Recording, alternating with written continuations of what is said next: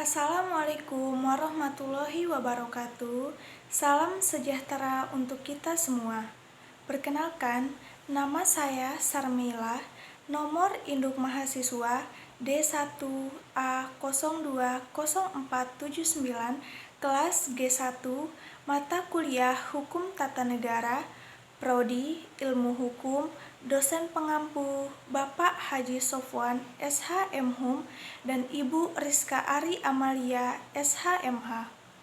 Pada kesempatan kali ini, saya akan menyampaikan materi presentasi tentang asas-asas hukum tata negara, yaitu asas kedaulatan rakyat. Tapi, sebelum kita bahas lebih lanjut, asas-asas apa saja yang ada pada hukum tata negara, kita bahas terlebih dahulu secara singkat apa yang dimaksud dengan asas itu sendiri. Oke, secara bahasa, asas bisa diartikan sebagai dasar atau alas yang menjadi tumpuan atau landasan berpikir atau juga pendapat. Sementara itu, di dalam kamus hukum, asas hukum artinya sebagai suatu alam pikiran yang dirumuskan secara luas dan mendasari adanya suatu norma hukum. Di dalam hukum tata negara sendiri dikenal ada 5 asas. Yang pertama, asas kedaulatan rakyat. Yang kedua, asas negara hukum. Yang ketiga, asas negara kesatuan. Yang keempat, asas pemisahan dan pembagian kekuasaan. Yang kelima, asas kekeluargaan. Nah, di sini saya akan membahas poin yang pertama, yaitu asas kedaulatan rakyat. Kedaulatan adalah kekuasaan tertinggi untuk menentukan hukum yang tertinggi yang berlaku dalam suatu negara. Dan yang dimaksud dengan kedaulatan rakyat adalah kekuasaan tertinggi untuk menentukan hukum yang tertinggi dalam negara adalah rakyat melalui wakil-wakilnya dan pemimpin yang dipilih langsung oleh rakyat. Asas kedaulatan rakyat ini dapat disamakan dengan asas demokrasi. Kenapa? Karena demokrasi adalah pemerintahan dari, oleh, dan untuk rakyat.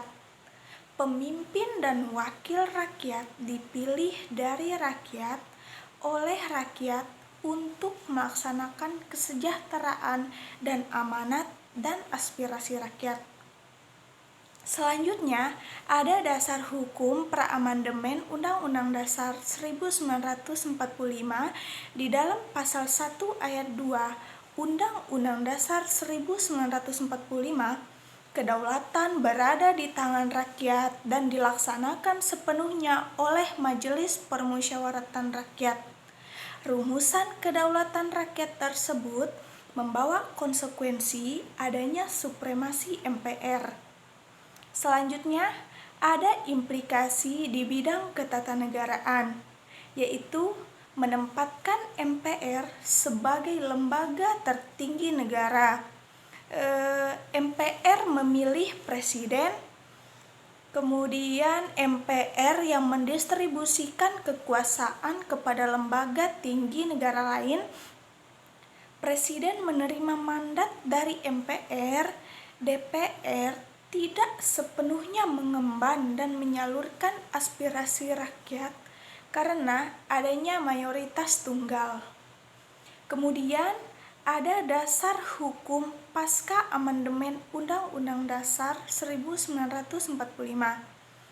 Pasal 1 ayat 2 Undang-Undang Dasar Republik Indonesia tahun 1945, kedaulatan berada di tangan rakyat dan dilaksanakan menurut Undang-Undang Dasar.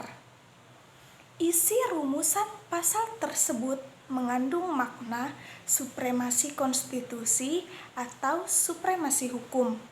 Semua kehidupan berbangsa, bernegara, dan bermasyarakat harus berdasarkan konstitusi. Kalau apabila ada pelanggaran konstitusi, maka lembaga yang bertindak untuk menegakkan pelanggaran adalah Mahkamah Konstitusi. Lalu ada implikasi ketatanegaraan, yaitu supremasi konstitusi hukum. Kekuasaan perundang-undangan ada pada DPR pasal 20. Kekuasaan dan kewenangan DPR menjadi bertambah. Pembentukan DPD sebagai perwakilan daerah. Penghapusan DPA, kemudian dibentuk Dewan Pertimbangan Presiden, banyak dibentuk lembaga negara bantu, dan lain sebagainya. Mungkin hanya ini yang dapat saya sampaikan. Saya berharap presentasi yang saya sampaikan ini dapat bermanfaat bagi kita semua. Assalamualaikum warahmatullahi wabarakatuh.